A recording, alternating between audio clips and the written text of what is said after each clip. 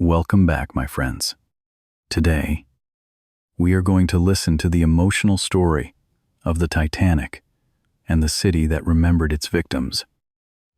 This is not only a story about a famous ship, it is also a story about pride, hope, fear, silence, rescue, loss, and memory. More than 100 years have passed since the Titanic sank in the cold waters of the North Atlantic. But people still talk about it. They still read about it. They still visit museums, graves, and memorials. They still ask the same question: how could such a great ship disappear on its first voyage? The Titanic was not an ordinary ship. At the time, it was one of the largest and most luxurious passenger ships in the world. It was built during an age when people believed strongly in technology, engineering, and progress. Large machines were changing the world. Trains moved across countries. Factories grew. Cities became bigger. Steamships crossed oceans and connected continents. For many people, the Titanic represented the power of the modern age. It was not just transportation. It was a symbol of human confidence. When people saw the Titanic, they saw size and beauty. The ship had tall funnels, shining lights, elegant rooms, wide decks, and powerful engines. Wealthy passengers could enjoy fine dining, beautiful staircases, comfortable cabins, music, and social life. For them, the ship was almost like a floating palace. But the Titanic also carried many people in second class and third class. Some were families, some were workers, some were immigrants hoping to begin a new life in North America. For them, the ship was not only luxury, it was hope. This is one reason the Titanic story still feels so human. On board, there were people from different countries, different classes, and different dreams. Some were rich and famous. Some were ordinary men, women, and children. Some had paid for comfort. Others had saved money for a small space below. But when the ship entered the dark Atlantic night, all of them were together on the same ocean. Their lives were moving toward the same disaster. Even though most of them did not know it, the Titanic left Southampton, England, on April 10th, 1912. It stopped in France and Ireland before crossing the Atlantic toward New York. The voyage should have been a celebration of modern travel. Newspapers were interested. Passengers were excited. Families waved goodbye. The ship moved into open water. With confidence, it seemed strong, safe, and impressive. Many people believed that such a ship was almost impossible to sink. That belief would later become one of the most tragic parts of the story. But the North Atlantic can be dangerous. It can be beautiful in the daytime, with wide water and endless sky. But at night, it can become cold, dark, and silent. Icebergs can drift through the water like white mountains. They may look still, but they are deadly. Most of an iceberg is hidden below the surface. A ship can see only part of the danger. This makes ice especially frightening. What you cannot see can be more dangerous than what you can see. As the Titanic crossed the Atlantic, it received warnings about ice. This was not unusual for ships in that region during that season. But the Titanic continued moving. The ship was strong. The weather seemed calm. The ocean surface was unusually still. That stillness may have made the danger harder to see, because waves breaking against an iceberg can help reveal it. On the night of April 14th, 1912, the Titanic moved through cold darkness toward its most famous moment before the disaster. Life on board continued. Some passengers talked, read, walked, ate, or prepared for sleep. In first class, the rooms were warm and elegant. In third class, families rested after long days of travel. Crew members worked through the night. The engines kept pushing the ship forward. Outside, the sea was dark. The stars were bright. The air was cold. It was the kind of night that could seem peaceful, but that peace was hiding danger. Then came the iceberg. The warning was sudden. The ship tried to turn, but it was too late. The Titanic struck the ice on its side. At first, some passengers did not understand how serious it was. The collision did not feel like a huge explosion. Some felt a strange movement. Some heard a scraping sound. Some came out of their rooms confused. A few pieces of ice even fell onto the deck. For a short time, the disaster did not look like the end of the ship. But deep below, water began to enter. This is where confidence became fear. The Titanic had watertight compartments, but the damage opened too many of them. Slowly, the truth became clear. The ship was going to sink. Lifeboats were prepared. Passengers were told to come up. Some obeyed quickly. Some hesitated. Some did not believe the ship could really go down. This delay cost precious time. In a crisis, disbelief can be dangerous. People often need time to accept that the impossible is really happening. The Titanic did not have enough lifeboats for everyone on board. This fact became one of the most painful lessons of the disaster. The ship followed the rules of its time, but the rules were not enough. Many lifeboats left before they were full. Confusion, class barriers, fear, and poor planning made the situation worse. As the ship tilted lower into the water, the night became filled with sounds, orders, footsteps, crying, steam, music, prayers, and the cold movement of the sea. But this story does not end only in the ocean. It also reaches Canada after the Titanic sank.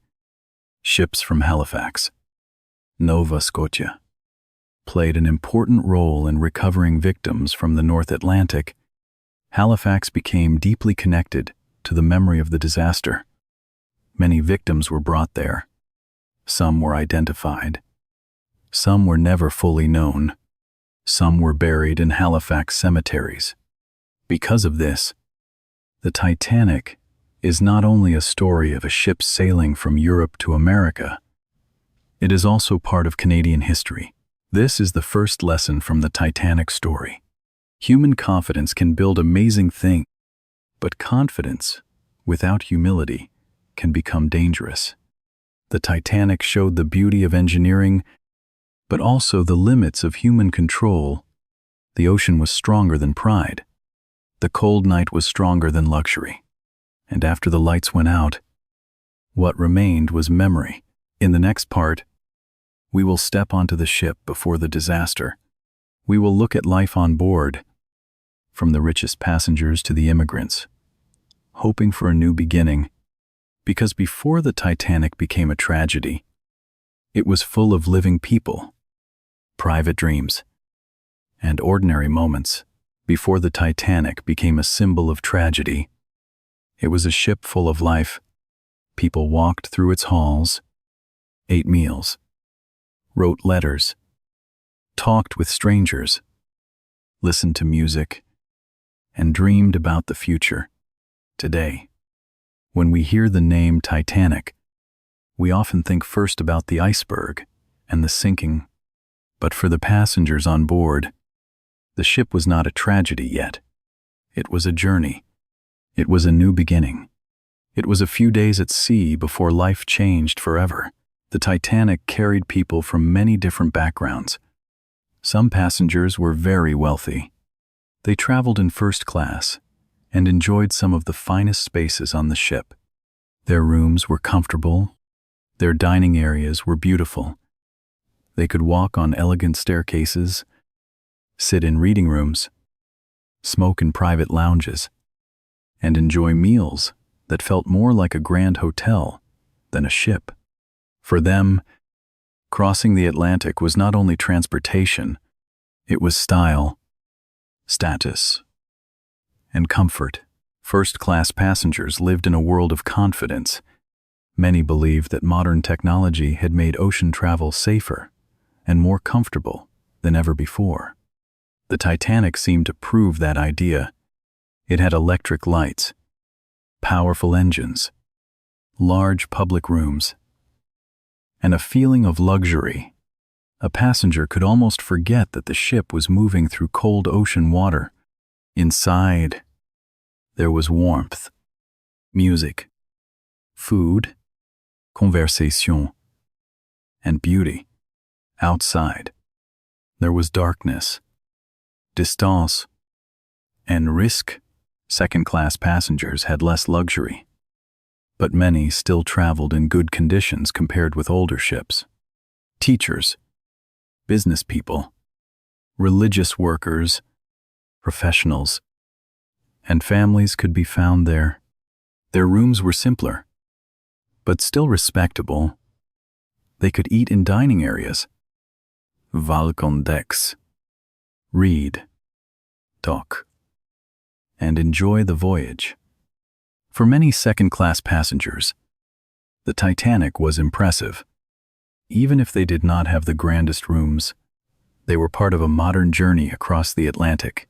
Third-class passengers had a very different experience. Many were immigrants traveling to North America for a better life. Some were going to the United States. Some hoped for work, land, family reunion, or a fresh start. They did not travel for luxury. They traveled for possibility. Their cabins were smaller. Their spaces were more crowded. Their movement around the ship was more limited. But compared with many earlier ships, third class on the Titanic was still considered better than what many travelers had known before. Imagine a family in third class. They carry bags, clothes, papers, and small personal items. Maybe they have saved money for a long time. Maybe they have said goodbye to relatives they may never see again. The ship is large and strange. Different languages are heard in the halls. Children are excited. Parents are tired. Everyone is moving toward a place they hope will give them more opportunity. For these people, the Titanic was not a famous ship yet. It was a bridge between an old life and a new one. The crew worked constantly to keep the ship moving. Officers watched the sea. Engineers worked below decks near the engines. Firemen shoveled coal in hot and difficult conditions. Stewards served meals, cleaned rooms, answered questions, and helped passengers. Wireless operators sent and received messages. Lookouts watched from high above. The Titanic looked elegant to passengers, but behind that elegance was hard labor. A great ship needed hundreds of people working together. Below the beautiful rooms, the engine spaces were loud, hot, and powerful. Coal was burned to produce steam. The engines pushed the ship across the ocean. The men who worked there did not see the voyage the same way first-class passengers did. They worked in heat and noise, while cold water waited outside the hull. Their labor made the luxury possible. This contrast is part of the Titanic story. Above, there was music and fine dining. Below, there was sweat, fire, and machinery. During the day, passengers walked on deck and looked at the sea. The Atlantic seemed endless. The sky could be clear and bright. The water could appear calm. People talked about arrival in New York. Some wrote letters or postcards. Some made friends. Some enjoyed the novelty of being on such a famous ship. The voyage had a sense of excitement. Many people believed they were part of something historic, but not in the way history would later remember it. At night, the Titanic became even more beautiful. Lights glowed across the decks and windows. Music could be heard in some areas. People dressed for dinner. Conversations continued. The ship moved through darkness like a floating city. But the beauty of the ship also created a dangerous feeling: safety. When something looks strong, warm, and bright, people may forget how fragile life can be. The ocean did not care how expensive the ship was. Ice did not care how famous the ship was. Nature was silent, patient, and powerful. Class differences also shaped the disaster before it even happened. The Titanic was designed with separate spaces for different classes. Passengers did not all move freely in the same areas. This reflected the society of the time. Wealth, status, and nationality affected how people traveled and how they were treated. When the emergency came, these divisions would matter. Some people were closer to lifeboats. Some understood instructions faster. Some had better access to open decks. Others faced confusion, distance, language barriers, and blocked routes. This is one of the most painful parts of the Titanic story. The disaster did not happen to a single group in the same way. It affected everyone, but not equally. The rich, the poor, the crew, the immigrants, the women, the men, the children, and the families all face different chances and different obstacles. A ship can carry everyone across the same ocean, but society can still divide people even in danger. Before the iceberg, there were warnings. Messages about ice reached the ship. Some warnings were passed along. Some were not treated with enough urgency. The Titanic was moving through a region where ice was a real danger, but the voyage continued. The sea looked calm. The ship seemed strong. The night seemed peaceful. That peace made the coming disaster even more haunting. This is the second lesson from the Titanic story. History is not only made of big moments, it is made of ordinary lives before those moments arrive. Before the Titanic sank, people were eating, sleeping, working, laughing, worrying, hoping, and dreaming. That is why the story still moves us. It was not only a ship that went down, it was a world of human lives, suddenly broken in the middle of the sea. And as the passengers settled into another cold Atlantic night, most of them had no idea that the most important hours of their lives were about to begin. On the night of April 14th, 1912, the Titanic was moving through the cold North Atlantic. The sky was clear. The stars were bright. The sea was unusually calm. At first, this sounds like good weather for a ship. But that calm water created a hidden danger. When waves hit an iceberg, white water can form around it. That white movement can help lookouts see the ice in the dark. But on that night, the ocean was almost flat. The iceberg could blend into the darkness until the ship was dangerously close. The Titanic had already received warnings about ice. Other ships in the area had reported icebergs and field ice. This was not impossible to understand. The North Atlantic in spring could be dangerous. Ice could drift south from colder waters. Ships crossing between Europe and North America had to be careful. But the Titanic continued forward.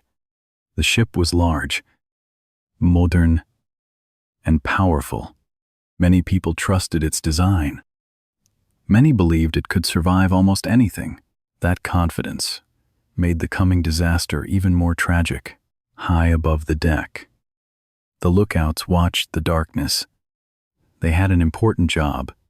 Their eyes were the first defense against danger, but the night made their work difficult. There was no moonlight bright enough to reveal everything clearly. The water was dark.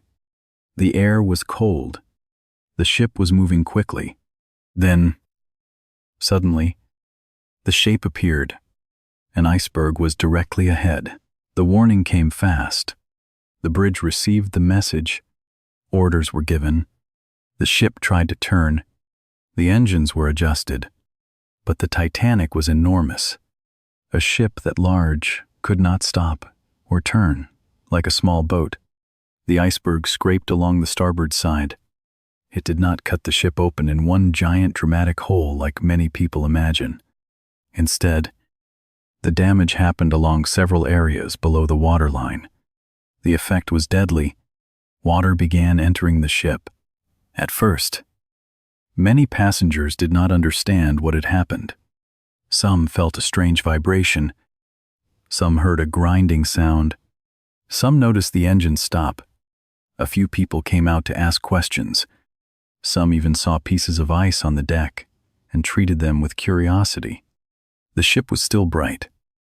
The rooms were still warm. The music and conversations had only recently faded. Nothing looked like the end of the world. That is one of the frightening things about the Titanic disaster. For a short time, danger was real. But belief had not caught up with reality.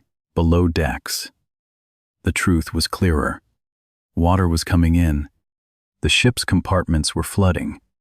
The Titanic had watertight doors and compartments, but the damage affected too many sections.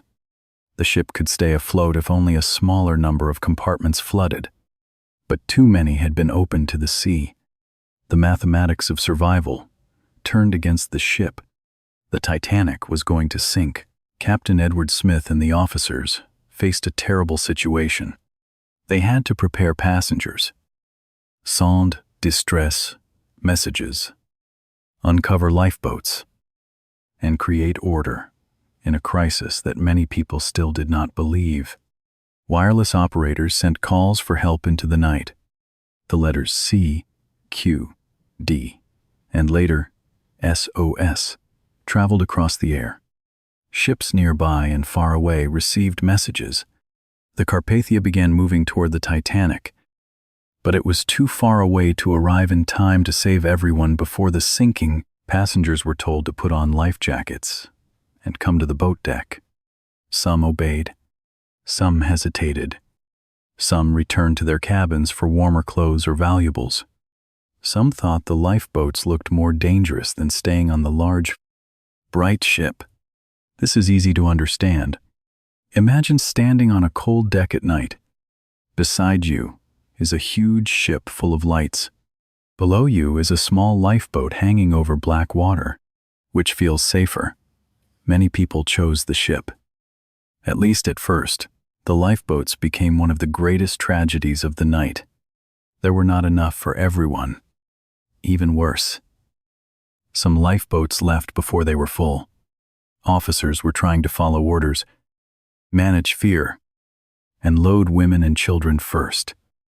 But the process was confused. Some passengers did not want to enter. Some crew members worried that the boats might break if filled too heavily before lowering. Some areas of the ship received instructions more clearly than others. Time was lost, and every minute mattered. As the bow sank lower, the angle of the ship changed. The disaster became impossible to deny. People could see the forward part of the ship dipping toward the sea. The cold became sharper. Fear spread. Families were separated. Husbands said goodbye to wives. Parents held children. Crew members continued working. Some passengers prayed. Some waited quietly. Some tried to find a place in a boat. Others knew they might not survive. The band is one of the most remembered parts of the Titanic story. Musicians reportedly played as the ship was sinking, helping calm passengers during the final hours. The exact final song is debated, but the image remains powerful. Music in the cold darkness, while one of the greatest ships in the world slowly disappeared. Whether every detail is perfect or not, the meaning is clear. In moments of fear, people still look for dignity, comfort, and courage. The final minutes were terrifying. The stern rose higher as the bow went down. Objects fell. Lights flickered. The great ship, once a symbol of human power, was breaking under the pressure of the sea. Then the Titanic disappeared beneath the water. After the noise came something worse. The cries of people in the freezing ocean. The water was so cold that many could not survive long. Lifeboats floated nearby. But fear and confusion kept many from returning quickly enough. This is the third lesson from the Titanic story. A disaster is not only one moment. It is a chain of decisions, delays, beliefs, and conditions. Ice warnings, speed, darkness, calm water, limited lifeboats, confusion, and human disbelief all came together. The iceberg struck the ship, but the tragedy was larger than the iceberg. It was also about confidence, preparation, and the painful difference between rules and real safety. In the cold North Atlantic, the Titanic was gone, but the story was not over. Survivors waited in lifeboats under the dark sky. A rescue ship was coming, and far away, Halifax would soon become part of the memory of the people who did not return. After the Titanic disappeared beneath the cold Atlantic water, the night became painfully quiet. The great ship was gone. The lights were gone. The music was gone. What remained were lifeboats floating in darkness, survivors shaking from cold and fear, and many people still in the water. For those who survived, the hours after the sinking were almost impossible to forget. They were no longer passengers on the most famous ship in the world. They were people waiting in small boats, surrounded by a freezing sea, listening for help. The rescue ship Carpathia was on its way, but it could not arrive instantly. When the Titanic sent distress messages, the Carpathia changed course and moved as fast as it could through the night. But the ocean was wide, and time was cruel. Survivors in lifeboats could see darkness in every direction. Some had lost family members. Some did not know who was alive. Some were too shocked to speak. Others cried, prayed, or stared at the water. The cold air made every minute feel longer. When the Carpathia finally reached the area, it began taking survivors on board. Imagine the scene. A lifeboat show comes close to the side of the rescue ship. People are weak, wet, cold, and exhausted. Some climb with help. Some are carried. Some look back at the ocean, still hoping to see someone they love.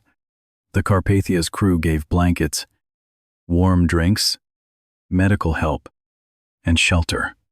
But no rescue could erase what had happened. The survivors had been saved from the sea, but they carried the memory of the disaster with them. The Carpathia took the survivors to New York. There, crowds waited for news. Families stood in fear. Reporters wanted names, stories, and answers. The world was shocked. The Titanic had been a symbol of progress, comfort, and modern engineering. Now it was at the bottom of the ocean. People wanted to know who survived, who died, and how such a disaster could happen. But while New York received the survivors, another city became deeply connected to those who did not survive. That city was Halifax, in Nova Scotia, Canada. Halifax was one of the closest major ports to the disaster area, with the resources needed for recovery work. After the sinking, ships from Halifax were sent into the North Atlantic to search for bodies. This was a difficult and heartbreaking task. The sea was cold. The distance was great. The work was emotionally heavy, The crews were not going to rescue living passengers anymore. They were going to recover the dead, identify them if possible, and bring them back with dignity. One of the recovery ships was the Mackay Bennett. Its crew sailed into the disaster area and found many victims. Some bodies could be identified by clothing, papers, jewelry, initials, personal objects, or physical details.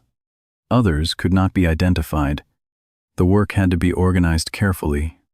Each person became a record, a number, a description, and, when possible, a name. This was not only a practical job, it was a moral responsibility. The dead had families, they had stories, they deserved to be remembered. Halifax became the place where many Titanic victims were brought. Some were returned to families. Some were buried in Halifax cemeteries. The city became part of the disaster's memory because it cared for people who never reached their destination.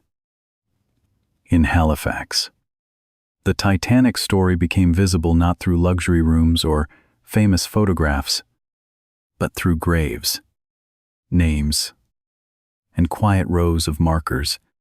The tragedy became local. It became Canadian history. Fairview Lawn Cemetery is one of the most important places connected to this memory. Many Titanic victims were buried there. Walking through such a cemetery is very different from watching a movie or reading a headline. A grave makes the story personal. Each marker reminds us that the Titanic was not only a ship, it was a collection of human lives. Some names are known, some are unknown. Some were young, some were crew members, some were passengers. All of them were part of the same night. This Halifax connection gives the Titanic story a deeper emotional meaning for Canadian listeners. The ship was sailing across the Atlantic toward New York, but Canada became part of what happened after the sinking. Halifax helped recover, identify, bury, and remember the victims. The city became a place where grief had a physical home. Families could receive news. Records could be made. The dead could be treated with respect. Memory could be protected. The disaster also forced the world to ask serious questions.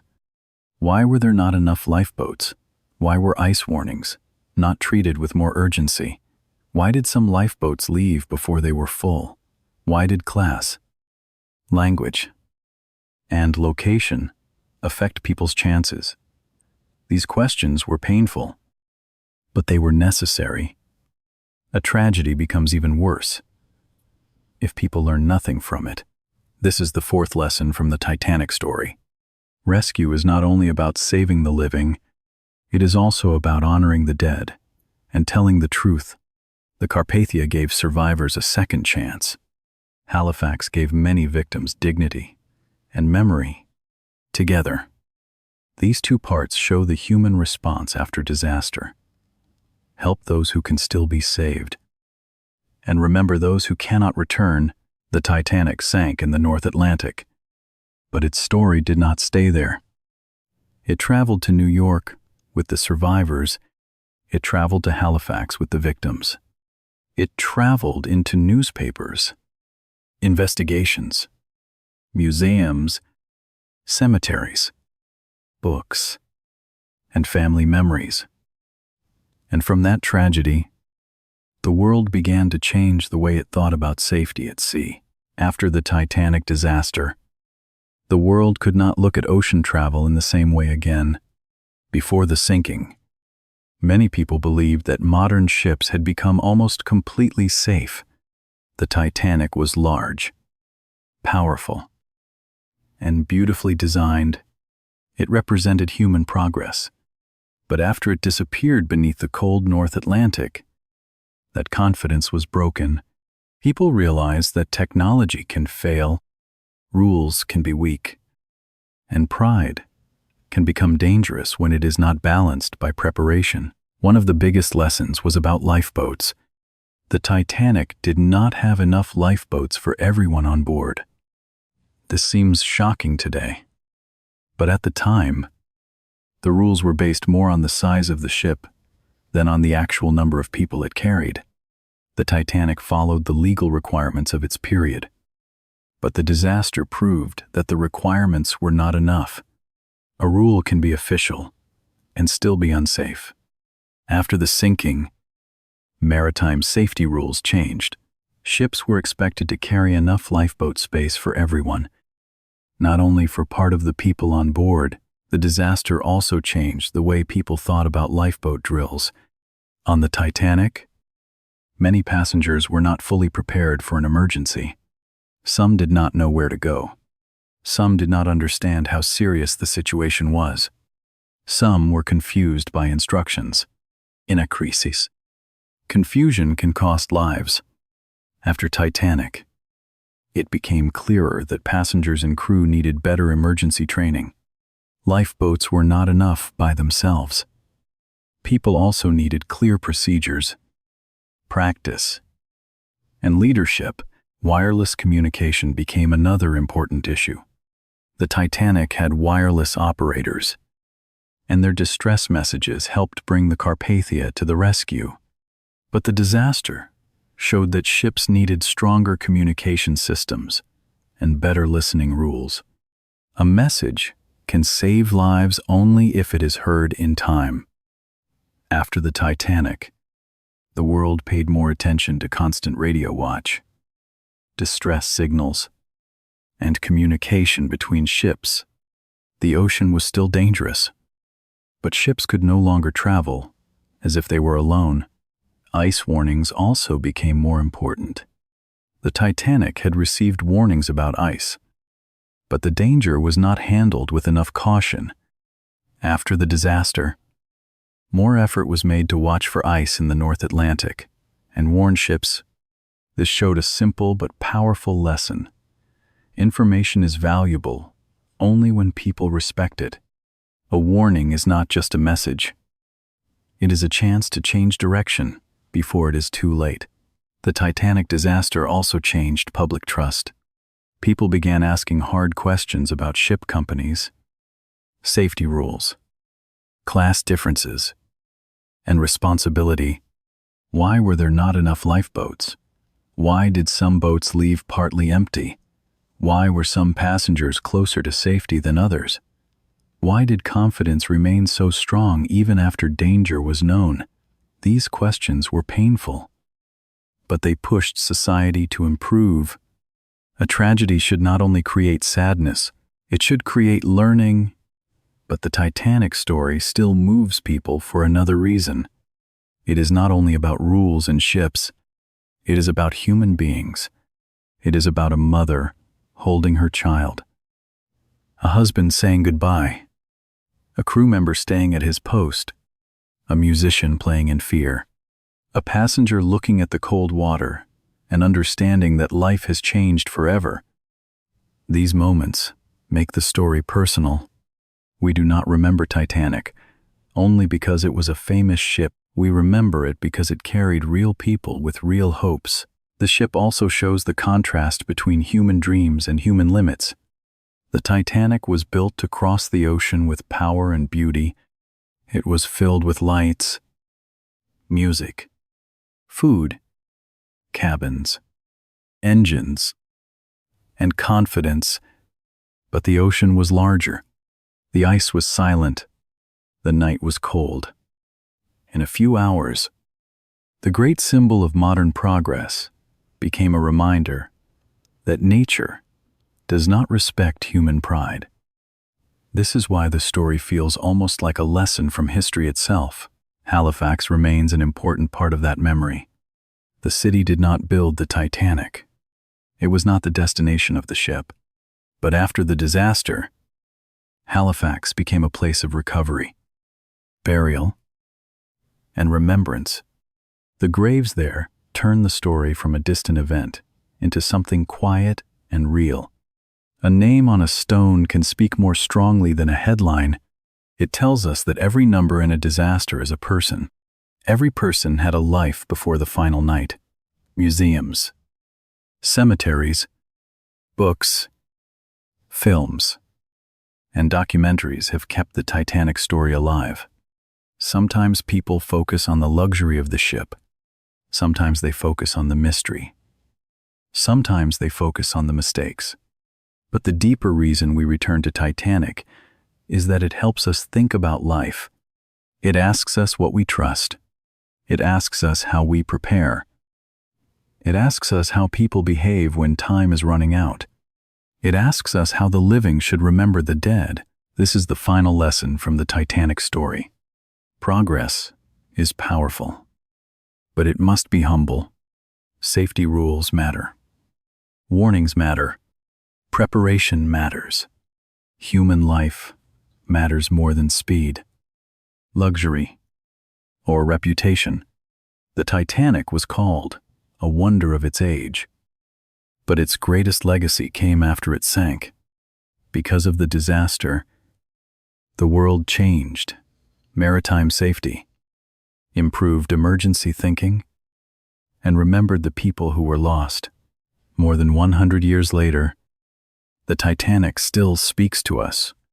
We can imagine the lights on the water, the cold wind, the quiet stars, the lifeboats drifting in the dark, and the city of Halifax receiving those who never reached New York. The ship is gone, but the story remains. It remains as a warning, a memory, and a human lesson from the North Atlantic. Thank you for listening to this story. Now, write one simple sentence in the comments. You can write, "I learned that the Titanic changed maritime safety and taught the world to respect the sea." Keep listening, keep learning, and I will see you in the next story.